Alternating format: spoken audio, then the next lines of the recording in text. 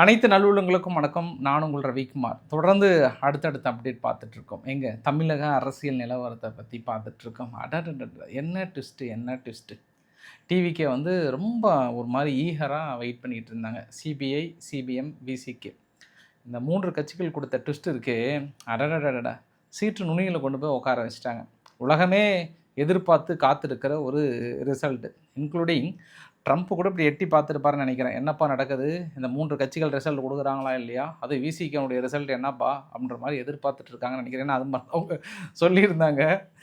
டிவிகேனுடைய எதிர்பார்ப்பை பூர்த்தி செய்கிறதா, இல்லை அவங்களுக்கு ட்விஸ்ட்டு கொடுத்து ஒரு ஹார்ட் அட்டாக்கை கொடுத்துட்ருக்காங்களான்றதை பார்க்கணும். இன்றைக்கி உள்ளக்கிற சம்பவத்தெல்லாம் பார்த்தீங்கன்னா எதையும் தாங்கும் இதயம் உடையவர்களே வாங்க. அந்த அளவுக்கு ஆளுக்கு ட்விஸ்ட்டு மேலே ட்விஸ்ட் கொடுக்குறாங்க. வச்சு குறி தப்பாது, எங்கள் ஆள் தான் சிஎம் அப்படின்னு எடப்பாடி பழனிசாமி அவர்கள் சார்பாக வந்து தெளிவாக இருக்கிறாங்க. அந்த பக்கம் இந்த பக்கம் டிவிகே சார்பாகவும் தெளிவாக இருக்காங்க. நிச்சயம் நாங்கள் பெரும்பான்மை நிரூபிப்போன்றாங்க. இந்த 3 கட்சிகள் சிபிஐ, சிபிஎம், விசிகே இவங்க ஒரு பக்கம் தெளிவாக இருக்கிறாங்க. டிஎம்கே ஒரு பக்கம் தெளிவாக இருக்கிறாங்க. நம்மளும் தெளிவாக உள்ள போகலாம். உண்மைத்தன்மை என்ன நடக்க போகுதுன்றது அடுத்தடுத்த சுவாரஸ்யமான தகவல் பார்க்கலாம். வாங்க நண்பர்களே, வாங்க வாக்களித்த பெருமக்களே, வாங்க வீடியோக்குள்ளே போகலாம். ஸோ வீடியோக்குள்ளே போகிறதுக்கு முன்பு நீங்கள் நம்ம சேனலை சப்ஸ்கிரைப் பண்ணலாம். சப்ஸ்கிரைப் பண்ணிட்டு வாங்க. மறக்காம பெல் பட்டனை கிளிக் பண்ண ஆல் ஆப்ஷன்ஸ் கொடுங்க. வீடியோக்குள்ளே போகலாம்.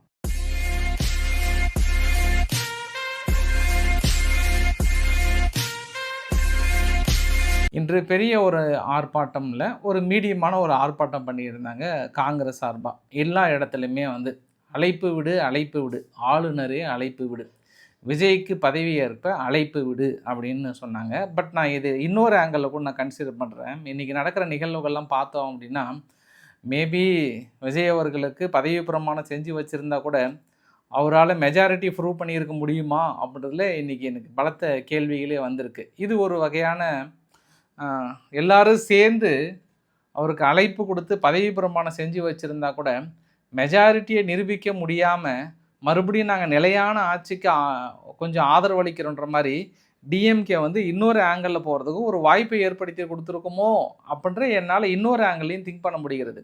எல்லாம் நன்மைக்கே அப்படின்னு இந்த இடத்துல டிவிக்கு நினச்சிருப்பாங்கன்னு நினைக்கிறேன் நான். ஏன்னா இன்றைக்கி சம்பவம் அது மாதிரி நடந்திருக்கு. போராட்டங்கள் பெரிய அளவுக்கு நடந்து விடக்கூடாது என்பதற்காக போலீஸார் வந்து அங்கேயும் இங்கேயும் வந்து குவித்திருக்கிறாங்க. இதில் வேறு ஆளுநர் அவர்கள் வந்து நேற்று கொடுத்தாருப்பார் ஒரு ட்விஸ்ட்டு. யார் பெரும்பான்மையாக இருக்கிறாங்களோ அவங்க எங்கிட்ட லெட்ரு கொடுத்தாங்கன்னா, 118 எம்எல்ஏக்கள்னு ஆதரவோடு எங்கிட்ட கடிதம் கொடுத்தாங்கன்னா நான் வந்து ஆட்சி அமைக்க தயாராக இருக்கேன். ஈவன் அது டிஎம்கேவாக இருந்தானா ஏடிஎம்கேவாக இருந்தால் என்ன அப்படின்ட்டு ஒரு வார்த்தையை சொல்லிட்டாரு. அப்படின்னா ஏங்க நீங்கள் பெரும்பான்மையான கட்சிக்கு வந்து நீங்கள் பதவி பிரமாணம் செஞ்சு வைக்கலன்னா குதிரை பேரம் நடந்து விடுமா. சப்போஸ் நாளைக்கு ஒரு பதவியை ஏற்றுக்கிட்டு அதுக்கப்புறம் தன் கட்சிக்கு ஆதரவளிக்கணுன்ற மாதிரி குதிரை பேரம் நடந்துட்டாங்கன்னா அது ஜனநாயகத்துக்கு விரோதம்ன்றாங்க. இப்போல்லாம் குதிரை பேரம் நடக்கவில்லையா அப்படின்ற இன்னொரு கேள்வி இந்த இடத்துல ஆளுநரை நோக்கி வைக்க வேண்டியது இருக்கிறது. சரி, இதில் நம்ம மிகப்பெரிய விஷயம் என்ன அப்படின்னா டிஎம்கே கிட்ட போயிடலாம். டிஎம்கேனுடைய டிகேஎஸ் இளங்கோவன் அவர்கள் நேற்று அனைத்து எம்எல்ஏக்களோட கூட்டம்லாம் முடிச்சுட்டு எங்கள் தலைவர் அவர்கள் என்ன முடிவு எடுத்தாலும் நாங்கள் தயாராக இருப்போம், அதிமுகவுக்கு ஆதரவு அளித்தா கூட ஏற்று போனாங்க. ஏன்னா நாங்கள்லாம் ஒரு கொடியில் பூத்த இரு மலர்கள். அதனால் அந்த இது ரொம்ப டைலாக் முக்கியம்.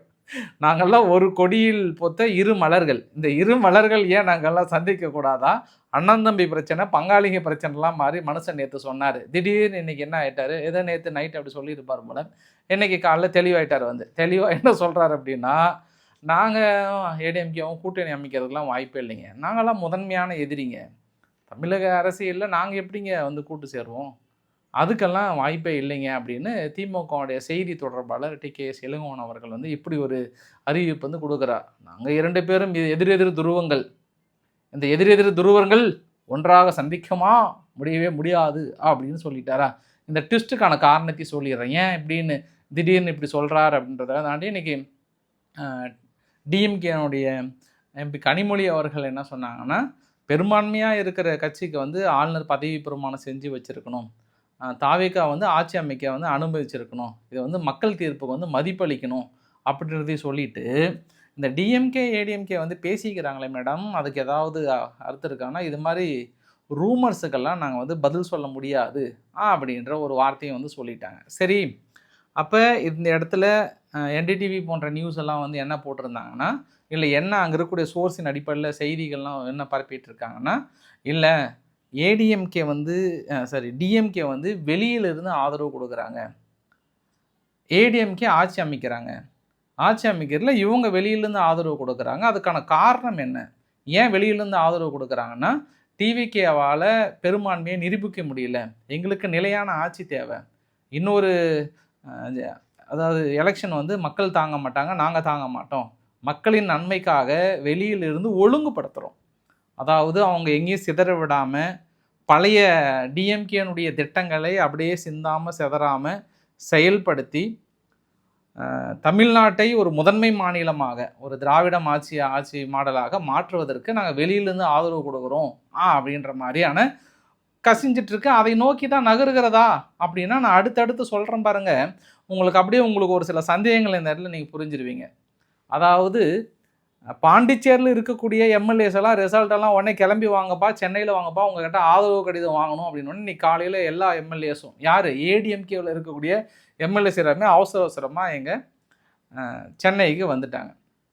சென்னைக்கு வந்ததுக்கப்புறம் வந்து அவர் தனிப்பட்ட முறையில் தம்பிதுரை அவர்கள் வந்து சந்திச்சுட்டு வெளியே வந்து என்ன சொல்கிறாருன்னா, எடப்பாடி தாங்க அது அடுத்த முதல்வர், ரொம்ப தெம்பாகிறாருங்க, ரொம்ப தெம்பாக கலகலர் இருக்கிறாருங்க, பார்க்கும்போதே அப்படி இருக்கிறாருங்க, அவர் தாங்க என்றைக்குமே நாங்கள் வச்ச குறி வந்து தப்பாதுங்க, வச்ச குறி தப்பியதே இல்லை, இனி எங்களுடைய இலக்கே அவர் தான், எந்த மாற்று கருத்துமே இல்லைன்ட்டாரா. ஆஹா, ஏற்கனவே ஊடகங்கள் பயங்கரமாக காத்துட்ருக்கிற இந்த சமயத்தில் ஓடி வந்து முதல்வர் எடப்பாடி நாளைய முதல்வர் இல்லை தற்போதைய முதல்வர் ஆகிட்டார், வாழ்க வாழ்க அப்படின்ற அளவுக்கு வந்து சொல்லிட்டாங்க. சரி, இன்னும் ஒரு படி மேலே போனோம் அப்படின்னா, ஏடிஎம்கேனுடைய செய்தி தொடர்பாளர் என்ன சொல்கிறாருன்னா, இதெல்லாம் சூசகமான வார்த்தைகள், காங்கிரஸ் வந்து 5 இடங்களை சேர்த்தாலும் வந்து தாவேகாவை வந்து காப்பாற்ற முடியாது, தாவேகா வந்து ஒரு மூழ்கிற கப்பல், அது அந்த மூழ்கிற கப்பல் வந்து ஓட்ட போட்டுட்டாங்க காங்கிரஸ், எப்படி போயிட்டு காங்கிரஸ் அந்த அளவுக்கு துரோகம் பண்ணலான்றாங்க. இப்போ டிஎம்கே கூட அந்த அளவுக்கு வெறி இல்லை, இது மாதிரி முதுகில் குத்திட்டாங்க, இது மாதிரி துரோகம் பண்ணிட்டாங்கன்றது கோபம் இல்லை. இப்போ அதை விட ஏடிஎம்கேவுக்கு தான் அதிகமான கோபம். எப்படி நீங்கள் எங்கள் பங்காளிங்க கட்சியிலிருந்து நீங்கள் விலகி போயிட்டாங்க, டிவிகேவுக்கு ஆதரவு கொடுக்கலாம் அப்படின்னு இந்த பக்கம் ஏடிஎம்கே சார்பாக பயங்கர டென்ஷன் ஆகுறாங்க. எப்படி காங்கிரஸ் நீங்கள் போகலாம், அந்த ரேஞ்சில் தான் வந்து ஏடிஎம்கே ரொம்ப எமோஷனலாக பேசுகிறாங்க. தாவேக்காவுடைய எம்எல்ஏக்கள் மட்டும் என்ன தங்கம்மா, அதுலேருந்து என் கட்சிக்கு வரமாட்டாங்களா என்ன? அடா போங்க, 2 பதவி கொடுத்தா எல்லாம் 30 பேர் நாளைக்கு வந்து சேர்றாரு, எங்கள் எடப்பாடி கிங்குங்க, எப்படி கொண்டு வந்து ஆட்சி அமைக்கிறாரு பாருங்க, நாளைக்கு தான் இருக்குதுங்கன்றாரு. இதெல்லாம் கரெக்டு தான், மக்கள் உட்காந்து பார்த்துட்டு இருக்காங்கல்ல, ஜனநாயகத்தை இந்த இடத்துல வந்து கேள்வி கூத்து ஆக்கிற செயல் இல்லை. ஓட்டு போட்ட மக்கள் வந்து இந்த இடத்துல கேள்வி கேட்பாங்களா, கேட்க மாட்டாங்களா? இப்போ ஏடிஎம்கேவுக்கு எதுக்காக ஓட்டு போட்டாங்க? டிஎம்கே வந்து கொள்ளை கஞ்சா புழக்கம் இருக்கிறது, அது இருக்குது இது இருக்குதுன்னு ஃபோட்டோவாக எடுத்து காட்டிட்டு எல்லாம் பண்ணிவிட்டு நாளைக்கு நீங்கள் 2 பேரும் கூட்டு சேர்ந்து ஆட்சி அமைச்சோம்னா இந்த கேள்வி வந்து சாமானிய மக்கள்கிட்ட இருந்து வருமா வராதா? கிரவுண்ட் ரியாலிட்டி வேறு மாதிரி இருக்குங்க. கிரவுண்ட் ரியாலிட்டி என்பது ஆதரவலை வந்து பெருகி கொண்டு இருக்கிறது. ஏன்னா நான் சொன்னேன் அப்படின்னா இது உங்களுக்கு ஒரு சிலருக்கு ஒரு தலைபட்சமாக தோணுங்க, ஆனால் உங்களுக்கு அடுத்தடுத்த நிகழ்வுகள் சொல்கிறேன் நான். இப்போ டிவிகே கிட்ட வரலாம். ஏன்னா அடுத்தடுத்த கட்சிகள் வந்து கூட்டம் போட ஆரம்பிச்சிட்டாங்க. எல்லாரும் கூட்டம் போடுறாங்களே, நம்மளும் ஒரு கூட்டத்தை போட்டுருவோன்ட்டு அங்கே பிஜேபி என்ன பண்ணுறாங்க, ஒரு எம்எல்ஏ வச்சு அவங்க ஒரு பக்கம் வந்து கூட்டத்தை போடுறாங்க. இந்த பக்கம் ஏடிஎம்கே தனியாக ஒரு கூட்டத்தை போட்டுட்ருக்காங்க. அங்கே அண்ணா அறிவாலயத்தில் என்ன பண்ணுறாங்க, அவங்க தனியாக ஒரு கூட்டத்தை போடுறாங்க. இந்த பக்கம் சிபிஐ, சிபிஎம், இன்னொன்று பார்த்தோன்னா விசிகே, இவங்க வந்து தனியாக ஒரு கூட்டம், கிட்டத்தட்ட விசிகே வந்து மாலை தான் கூட்டம் போடுறாங்க. பட் இந்த 2 கட்சிகள் வந்து மிகப்பெரிய அளவு கூட்டத்தை ஸ்டார்ட் பண்ண போகிறாங்க. அப்போ தான் செங்கோட்டையன் அவர்களும் புஷி ஆனந்த் அவர்களும் ஒரு அறிக்கை கொடுக்குறாங்க. இது மாதிரி சிபிஎம் 3 கட்சிகளே, கம்யூனிஸ்ட் கட்சிகளே, அப்புறம் விசிகா கட்சிகளே, 10 கோடி உங்கள் முன்னாடி வச்சா கூட எங்கள் தலைவர் புகைப்படத்தை பார்த்தீங்கன்னா உங்களுக்கு ஒன்று தோணும், நல்ல முடிவு எடுப்பீங்கன்னு எங்களுக்கு நம்பிக்கை இருக்குது, பணம் முக்கியம் இல்லை, தமிழக மக்களோட எதிர்காலம் தான் முக்கியம், நீங்கள் நல்ல முடிவு எடுப்பீங்கன்னு எங்களுக்கு நம்பிக்கை இருக்குன்றாரு செங்கோட்டையன் அவர்கள். அதை விட இன்னும் ரொம்ப கான்ஃபிடண்ட்டாக இருக்கிறாங்க. ஸோ என்ன சொல்ல வராங்க டிவிக்கேன்னா, பணத்தை பார்த்தோ மற்றவங்க ஏதாவது இடைமறிச்சா கூட நீங்கள் அந்த எண்ணத்துக்கு சிதற விடாதீங்க, எங்கள் பக்கம் வாங்கன்றாங்க. இதுக்கிடையில் நேற்று இரவு ஒரு பரபரப்பு செய்தி ஒன்று கிளப்பிட்டாங்க. சப்போஸ் டிஎம்கே ஏடிஎம்கே எல்லாம் கூட்டணி சேர்ந்து ஆட்சி அமைச்சாங்கன்னா எங்களுடைய 108 எம்எல்ஏக்கள் நாங்கள் ராஜினாமா பண்ணுறோம் அப்படின்னு சொல்கிறாங்க. அப்படி நீங்கள் ராஜினாமா பண்ணிங்கன்னா எதுக்கும் யூஸ் இல்லை, மறுபடியும் ரீஎலெக்ஷன் தான் வைப்பாங்க. என்ன போய் நடக்க போகுது? எல்லாரும் என்ன நினைச்சாங்கன்னா ஆட்சி கவிழ்ந்துரும், மறுபடியும் ரீஎலெக்ஷன் நினைக்கிறாங்க. இல்லை, இவங்க பெரும்பான்மையை நிரூபித்து அவங்க முதலமைச்சர் டேபிளில் உக்காந்துட்டாங்கன்னா, சப்போஸ் 108 எம்எல்ஏவை ராஜினாமா பண்ணாங்கன்னா மறுபடியும் அந்த 108 இடத்துக்கு மட்டும்தான் தேர்தல் நடக்கும். அப்புறம் டிஎம்கே ஒன்றா சேர்ந்து தேர்தலை சந்திச்சாங்கன்னா இன்னும் வேறு பயங்கரமாக இருக்க போகிறது. அதனால் அந்த ஒரு முடிவு மேபி ரூமர் தான். ஏன்னா நேற்று எல்லா சேனலுமே வந்து இது ஒரு நியூஸாக வந்து சொல்லியிருந்தாங்க. பட் இந்த மாதிரியான சமயத்தில் எல்லா செய்திகளும் வரதாங்க செய்யும். நேற்று கூட இன்னொரு செய்தியும் வந்தது. கிட்டத்தட்ட டிஎம்கேவுக்கு ஒரு ப்ரெஷர். ஏன்னா அவங்க நிறைய கான்ட்ராக்ட் பேஸில் நிறைய ஒப்பந்ததாரர்கள் எல்லாம் வந்து நியமிச்சிருந்தாங்க இல்லையா, 100க்கும் மேற்பட்ட ஆஃபீஸர்ஸ் இது மாதிரி நிறைய பேர் வந்து ரிசைன் பண்ணுறாங்க. இது எல்லாமே ஒரு ப்ரெஷர் இருக்குது டிஎம்கேவுக்கும். இதை தொடர வேண்டிய நிர்பந்தத்தில் இருக்கிறதுனால அவங்க வெளியிலேருந்து ஆதரவு கொடுப்பாங்க. அது கண்டிப்பாக தேவைன்ற மாதிரி பார்க்குறாங்க. சரி, இந்த பக்கம் அவசர ஆலோசனை அப்படின்னா கிட்டத்தட்ட செயற்குழு உறுப்பினர்கள் சிபிஎம் அதாவது மார்க்சிஸ்ட்டுக்கு வந்து என்னென்னா மொத்தம் ஒரு 15 பேர் இருக்கிறாங்க. மொத்தம் சிறப்பு அழைப்பாளர் 2 பேர், 17 பேர். இவங்க நீங்கள் எப்பப்போ முடிவு எடுப்பீங்கன்னா, இந்த 17 பேர் ஒரு கூட்டத்தை போட்டு ஒரு முடிவு எடுத்து அப்புறம் 80 பேர் கொண்ட குழு இருக்குது, அங்கே போய் சந்தித்து ஒரு சில ரிசல்ட்டெல்லாம் கொடுப்பாங்க. இந்த ரிசல்ட் வர்றதுக்கு எப்போ கிடைக்கும் அப்படின்னா சாயந்தரம் வந்துடும். அப்புறம் சாயந்தரம் வரைக்கும் வந்து வெயிட் பண்ண வேண்டியது தான். ஆனால் அங்கே நீலாங்கரையில் தாவேகாவோட தலைவர் விஜய், புஷி ஆனந்த், இன்னும் ஒரு சில முக்கிய சட்ட வல்லுநர்கள்லாம் உட்காந்து பயங்கரமாக டிஸ்கஸ் பண்ணுறாங்க. எந்த சட்ட வல்லுநர்கள் யார் உட்காந்து எங்கே டிஸ்கஸ் பண்ணாலுமே இங்கே எங்கே இருக்குது அப்படின்னா அந்த 3 கட்சிகளோட நிலைமை தான். ஆனால் இதில் டிவிகே இன்னொரு விஷயம் பார்த்தோம் அப்படின்னா, சப்போஸ் இவங்க இந்த 3 கட்சிகளை கேட்குறத விட பிஎம்கே கிட்ட போயிருந்தாங்கன்னா, இல்லை பிஎம்கே கிட்ட போயிருந்தாங்கன்னா இன்னொரு கொஞ்சம் ரிசல்ட் கிடைச்சிருக்கும். ஆனால் இவங்க பிஎம்கேக்கு அழைப்புகளே விடுக்கவே இல்லை. ஆரம்பத்துலேருந்து என்ன வரைக்கும் கண்டுக்கவே இல்லை. இவங்க பிஎம்கே எங்களுக்கு ஆதரவு வேண்டான்ற நிலைப்பாடு தெளிவாகிறாங்க. இந்த 3 கட்சிகளோட நிலைப்பாடு தான். இப்போ இந்த இடத்துல ரொம்ப கூலாக ஓடி வந்து ஒன்று சொல்கிறாங்க. யார்? விசிகா வந்து தாவேகாவுக்கு ஆதரவு இல்லையா என்று மாலையில் கூட்டத்தை நடத்திவிட்டு நாளை காலை அறிவிக்கிறேன் அப்படின்னு பாருங்க. இந்த பக்கம் டிவிக்கு நெஞ்சு பிடிச்சி உட்காந்துருப்பாங்க. எப்பா இதுதான்ப்பா அவங்க டக்கா, நாங்கள் ஏதோ ரொம்ப அவசரமாக எதிர்பார்த்து காத்துட்ருக்குறோம், நீங்கள் நாளை காலையில் தானே அப்படின்னு சொல்லிட்டு இன்னொரு குழுவுமே கொடுக்குறாரு. தாவேகா ஆட்சி அமைக்க இடையூறாக இருக்க மாட்டேன் என்று தலைவர் மு.க. ஸ்டாலின் அவர்கள் நேற்றே என்னிடம் கூறிவிட்டார். அதனால் அவங்க ஆட்சி அமைக்கிறதுக்கு எந்த இடையூறும் கிடையாது. ஆனால் ஆளுநர் வந்து கூப்பிட்டுருக்கணுன்றாங்க. இந்த ஆளுநர் கூப்பிட்டுருக்குன்னு சொல்கிறீங்களே பாஸ், அதுக்கு நீங்கள் ஆதரவு கடிதம் கொடுத்தீங்கன்னா ஒரு பதவியை ஏற்றுப்பாரே அப்படின்னு இந்த இடத்துல டிவிக்கோடைய உள் மனசு வந்து பெருசாக அடிச்சுக்கு. இதுக்கு அப்புறம் தாங்க ட்விஸ்ட்டே. நார்மலாகவே விசிகா பொறுத்த வரைக்கும் என்னென்னா, உயர்மட்ட குழுவை கூட்டுறோம் அப்படின்னா நேற்றே ஆளுநர் ஷானவாஸ் அவர்கள் வந்து மறைமுகமான ஒரு சில எச்சரிக்கையெல்லாம் கொடுத்துட்டார். அதாவது விஜய்க்கு தைரியம் இருக்கிறதா, ஆளுநரை பார்த்து கேள்வி கேட்பதற்கு தைரியம் இருக்கிறதா விஜயே அப்படின்ற மாதிரிலாம் அவர் கேட்குறாரு அப்படின்னா நம்ம புரிந்து கொள்ள முடிகிறது. அவருக்கு டிவிக்கு கூட போக பிடிக்கல அப்படின்றது ஒன்று புரிஞ்சிருச்சு. அதனால் நேற்றே வலைத்தளங்களில் என்னென்னா, ஐயா அந்த உயர்மட்ட குழுவில் ஷானவாஸ் அவர்களை மட்டும் கூப்பிடாதீங்க ஐயா, உங்கள் முடிவும் மாறிடும் அப்படின்னு அந்த ட்விட்டையும் நிறையா பார்க்க முடிகிறது. அதுக்கப்புறம் கட்சியினுடைய பொதுச் செயலாளர் சிந்தனை செல்வன் அவர்கள், அவர் வந்து எங்கள் தலைவரை முதலமைச்சர் கட்டில் உட்கார வச்சியே ஆகணும்னு ரொம்ப தெளிவாகிறார். அவர் முந்தானியத்தை கூட அறிக்கை கொடுத்தாரு. எப்படி எங்கள் தலைவர் ஏன் முதலமைச்சர் ஆகக்கூடாதா, ஏன் திராவிட கட்சிகள் ஒன்று சேர்ந்து எங்கள் தலைவர் முதல்வர் வேட்பாளரை அனௌன்ஸ் பண்ணி உட்கார வைக்கக்கூடாதா, என்ன எங்களுக்கு தகுதி இல்லை, ஏன் நாங்கள் உட்காரக்கூடாது, அப்படின்ற மாதிரிலாம் பயங்கரமான கேள்வியெலாம் கேட்டு தமிழக மக்களை ஒரு அதிர்ச்சிக்கு உள்ளாக்கினார். ரைட்டு, இன்றைக்கி என்ன இவர் கொடுத்த டெஸ்ட்டு தான் டிவிக்கே வந்து எப்பா எனக்கு வந்து நீங்கள் ஆதரவே எனக்கு வேண்டாம் சாமின்ற ரேஞ்சுக்கு வந்து உட்காந்துருப்பாங்கன்னு நினைக்கிறேன். முதல்ல வந்து ஆதரவு கேட்க விஜய்க்கு கூச்சம் இல்லையா அப்படின்ட்டார். ஏன்னா விசிக பொதுச் செயலாளர் சிந்தனை செல்வன் அவர்கள் சொன்னது, தேர்தலுக்கு பிந்தைய அசாதாரண சூழலை கையாளுவதில் தாவேகா தலைவர் தடுமாறி இருக்கிறார், அவர்களுடன் இருக்கும் 2ஆம் கட்ட கட்சி தலைவர்கள் வந்து அவரை வந்து தவறாக வழிநடத்தியிருக்கிறார்கள், அதனால் எங்கள் கிட்ட வந்து ஆதரவு கேட்குறதுல ஒரு ரெஸ்பெக்ட் இல்லையான்னு கேட்குறாரு. ஏதோ வாட்ஸ்அப்பில் ஒரு கடிதம் மாதிரி ஒன்று அனுப்பி விட்டுட்டு அறுதி எங்களை பதில் சொல்லுங்கன்றது எந்த வகையில் நியாயம்? அறுதி பெரும்பான்மை கிடைக்காத சூழலில் மிக கவனமாக தாவேகா செயல்பட்டு இருக்க வேண்டும். ஆதரவு கோர விருப்பம் உள்ள கட்சிகளில் விஜய் அவர்கள் என்ன பண்ணியிருக்கணும், எங்கள் தலைவரை வந்து நேரில் பார்த்து ஆதரவு கேட்டிருக்க வேண்டும். அடுத்த கிட்டத்தட்ட சிஎம் கேண்டிடேட் அவர் தானே, ஏன்னா இப்போ அடுத்து சிஎம் ஆகிற கண்டிஷனில் இருக்கும்போது நீங்கள் வந்து ஆதரவு கூட கேட்கலன்னா எந்த வகையில் நியாயம்னு கேட்குறாரு. வெறும் வாட்ஸ்அப்பில் மட்டும் அனுப்பிட்டீங்கன்னா அப்போ என்ன ஒரு மனோபாவம் உங்களுக்கு சொல்லுங்கள். அப்போ எங்கள் தலைவர் என்ன அவளை இலக்காரமானு கேட்குறாரு. வெறும் வாட்ஸ்அப்பில் மட்டும் அனுப்பிட்டு நீங்கள் கேட்கலாம் நியாயமாட்டேன். இதில் நான் 2 வகையான அரசியல் நிலைப்பாட்டை பார்க்குறேன்.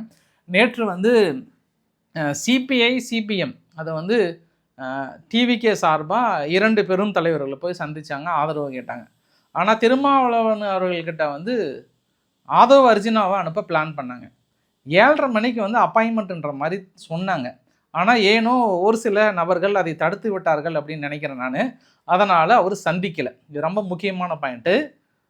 டிவிகே சார்பாக மீட் பண்ணுறதுக்கான இதுவும் கேட்டுட்டாங்க. ஆதவ் அர்ஜுனா மீட் பண்ணுறாருன்னு சொன்னாங்க. ஆனால் இவங்க 2 பேரும் கிட்டத்தட்ட கிடைத்து விட்டது. அங்கே கிடைக்கல. யார் விசிகே வந்து பார்க்க முடியல. அப்போ யாரோ ஒருத்தர் உள்ளேருந்து தடுத்துருக்குறாங்க. ஒருவேளை அதை சிந்தனை செல்வனாக இருக்குமோ அப்படின்ற இன்னொரு ஆங்கிள்லையும் பார்க்க முடிகிறது. அப்போ நீங்கள் நேரில் வந்து சந்திக்கலைன்னா ரிசால்ட் அரசியல் நடத்துகிறீங்க. என்ன உங்களுக்கு அரசியல் புரிதல் இருக்குது? அன்பாலும் தனது சட்டமன்ற உறுப்பினர்களை கட்டுப்பாட்டில் வைத்து கொள்ள வேண்டிய விஜய் தமிழ்நாட்டில் எம்எல்ஏக்களை அடைத்து வைக்கும் ரிசார்ட் அரசியலை மீண்டும் கொண்டு வந்திருப்பது ரசிக்கத்தக்கதல்ல. அப்போ உங்களுக்கு உங்கள் ஆள் மீது நம்பிக்கை இல்லாமல் எங்ககிட்ட வந்திருக்கீங்களா அப்படின்னு கேட்குறாரு. மோதிலால் நேரு, ஜவஹர்லால் நேரு, இந்திரா காந்தி, ராஜீவ் காந்தி, ராகுல் காந்தி என 5 தலைமுறை வாரிசு அரசியலை சுமக்கும் காங்கிரசுடன் கைகோர்த்து கொண்டு வாரிசு அரசியலை பேசுவதை நகைமுரண் வேறு எதுவும் இருக்க முடியாது அப்படின்னு சொல்லிட்டு ஆணவத்தின் உச்சம். ஆட்சிக்கு வந்த மறு நிமிடமே திமுக அதிமுக தலைவர்களை கைது செய்யப்படுவார்கள் என பிதற்றுவது ஆணவத்தின் உச்சம். தாவேகா தலைவர் ஒரு சிலர் திமுகவின் மீது உள்ள பகையை தீர்த்து கொள்ள விஜயை பயன்படுத்துகிறார்கள். விசிகாவில் 20 பேரை தவிர மற்றவர்கள்லாம் எங்களுடைய ஸ்லீப்பர் செல் அப்படின்னு நீங்கள் எப்படி சொல்லலாம் அப்படின்னு நேரடியாகவே ஆதவ் அர்ஜுனாவை போட்டு தாக்குன்னு தாக்குறாரு. ரைட்டு. அப்போ இந்த கூட்டம் தொடங்கிறதுக்கு முன்பே உங்களுக்கு ஓரளவுக்கான பதில் வருதா, இல்லை இதை டிமாண்டை கிரியேட் பண்ணுறதுக்காகவா? எனக்கு 2 நிலைப்பாடு வேணும். எனக்கு சம்டைம்ஸ் வந்து என்ன நீங்கள் ப்ரிடிக்ட் பண்ணுறது வந்து கொஞ்சம் ரிஸ்க்கு. விசிகே வந்து ப்ரிடிக்ட் பண்ணுறது ரிஸ்க்கு. ஏன்னா அங்கே ஆரம்ப கட்டத்திலிருந்து ஸ்டேட்மெண்ட் எல்லாம் பார்த்தோன்னா கன்ஃபியூஸ் ஆகிரும். ஐயோ அப்படின்ற மாதிரி வந்து கன்ஃபியூஸ் ஆகிரும். இப்போ இந்த இடத்துல சப்போஸ் சிபிஐ சிபிஎம் முடிவெடுத்தால் கூட ஃபைனலாக 2 வந்து எங்கே நிற்கிறாங்க? விசிகே கிட்ட நிற்கிறாங்க. ஆனால் பாருங்கள், இவ்வளோ ஒரு டஃப்பு கொடுத்தோம், இவ்வளோ பிரச்சனை கொடுத்துமே கூட நாங்கள் என்டிஏ கூட்டணியில் இருக்கக்கூடிய பிஎம்கேவை நாங்கள் கேட்கவே மாட்டோன்ற நிலைப்பாடில் டிவிக்கு தெளிவாகிறாங்க. ஏன்னா இப்போ அவங்களுக்குள்ளே தோணும், ஐயா நம்ம இவங்க கிட்ட கெஞ்சுற நேரம் அங்கே போயிடலாமான்னா கூட அவங்க எனக்கு தெரியாது, டீம் டிஎம்கே கூட்டணியில் இருக்கிற ஆளே தான் வேணும் அப்படின்னும் போது இந்த இடத்துல இன்னொரு வகையில் பார்க்க முடிகிறது. அப்போ டிஎம்கே வந்து தனிமைப்படுத்துறதுக்கு முயற்சி செய்கிறதா டிவிகே அப்படின்னு டிஎம்கே கடும் கோவத்தில் இருக்கிறாங்க. அப்போ எங்கள் பங்காளிகளை எல்லாத்தையும், எங்கள் கூட்டணி கட்சிகள் எல்லாத்தையும் நீங்கள் பாட்டு கூட்டிகிட்டு போயிட்டு எங்களை தனிமைப்படுத்தணும்னு நினச்சிங்க அப்படின்னா அதை நடக்கிறதே வேறன்னு இருக்கிறாங்க. விட மாட்டாங்க, அவ்வளோ சீக்கிரம் வந்து விடவே மாட்டாங்க. இதெல்லாம் பார்க்கும்போது தெரியுது, ஆளுநரே பதவி பிரமாணம் செய்து வைத்திருந்தா கூட பெரும்பான்மை நிரூபிக்காதனால நாளைக்கு இப்படி ஒரு சப்பக்கட்டுக்கும் வந்திருக்கும்னு நினைக்கிறேன் நான். பார்க்கலாம். இருந்தாலும் 2 பயந்த கட்சிகள், 2 திராவிட கட்சிகள் வந்து ஆர்எஸ்எஸ் பிஜேபி பி டீம்னு சொல்லி பிஜேபி உள்ளே வந்துடும் பாய்ன்னு சொல்லி கடைசியில் அந்த பிஜேபியே நீங்கள் தானே அப்படின்னு இப்போ காங்கிரஸ் வந்து கேள்வி கேட்குறாங்க. எப்படி காங்கிரஸ் வந்து கேள்விகளை கேட்குறாங்க பார்க்கலாம். இருந்தாலும் விஜய் அவர்கள் வந்து காங்கிரஸை வந்து உள்ளே சேர்த்தது தான் அவருக்கு வந்து ஒரு நெகட்டிவாக அமைஞ்சிருச்சுன்னு நினைக்கிறேன் நான். பெரிய அளவுக்கு வந்து நெகட்டிவாக அமைஞ்சிருச்சு. ஏன்னா இதே மாதிரி சூழ்நிலை மகாராஷ்டிராவில் நடந்து கடைசியில் சிவசேனாவுக்கு ஆதரவு கொடுத்து இன்றைக்கி சிவசேனாவும் காணாமல் போயிடுச்சாங்க, காங்கிரஸும் கிட்டத்தட்ட முடிஞ்சிருச்சு. அதே மாதிரி கர்நாடகாவிலேயும் ஒரு தடவை நடந்தது. அங்கே எடியூரப்பா வந்து பெரிய அளவுக்கு நிகழ்ந்து பெரும்பான்மை இதே மாதிரி தான் 108 பக்கம் ஜெயித்தாங்க பிஜேபி, அங்கேயும் ஜெயித்தாங்க. கடைசியில் அவங்க ஆட்சி அமைக்கலை. அதே மாதிரியான சூழ்நிலை தான் வந்திருக்கிறது. காங்கிரஸ் தனது கடந்த கால வரலாற்றில் என்ன மற்றவங்க பண்ணாங்களோ அதை வந்து கடைசியில் இன்றைக்கி கர்மாடுறது வந்து விஜய் தலையில் விடிந்திருக்குன்றது இன்னொரு கூடுதல் தகவலாக பார்க்க முடிகிறது. பார்க்கலாம் என்ன நிகழ்வு நடக்கிறது என்று. அகிலேஷ் யாதவ் அவர்களும் காங்கிரஸை கடுமையாக விமர்சனம் பண்ணியிருக்கிறார். 2 புகைப்படத்தை வெளியிட்டிருக்கிறார். ஒன்று திமுகவுடைய தலைவர் ஸ்டாலின் அவர்களையும் மம்தா பானர்ஜி அவருடைய புகைப்படத்தை வெளியிட்டு கடினமான காலங்களில் ஒருவரை ஒருவர் கைவிடுவார்கள் நல்லவர்கள் அல்ல அப்படின்னு சொல்லியிருக்கிறாங்க. பார்க்கலாம். ஆனால் இப்போ திமுகவுடைய பேச்சாளர்களாக கருதப்படுகிற செந்தில், இன்னும் ஒரு சில முக்கிய பேச்சாளர்கள்லாம் என்ன சொல்கிறாங்கன்னா, ஏன் அப்போல்லாம் வந்து டிஎம்கே பிஜேபியோட கூட்டணி இல்லையா அப்படின்ற ஒரு வார்த்தையெல்லாம் பிட்ட போட்டிருக்கிறார். ரைட்டு, சரி, கரெக்டாக தான் உங்கள் பாதையை கொண்டு போகிறீங்க அப்படின்னு நினைக்கிறேன் நான். கடைசியில் பிஜேபி பி டீம்னு யார் பி டீம்னு தெரியாமல் மக்களுக்கு கொஞ்சம் கொஞ்சம் பிடிபடுகிறதோ அப்படின்ற இன்னொரு ஆங்கிள்லையும் பார்க்க முடிகிறது. ரைட், ஃபைனலாக ஒன்று தான்.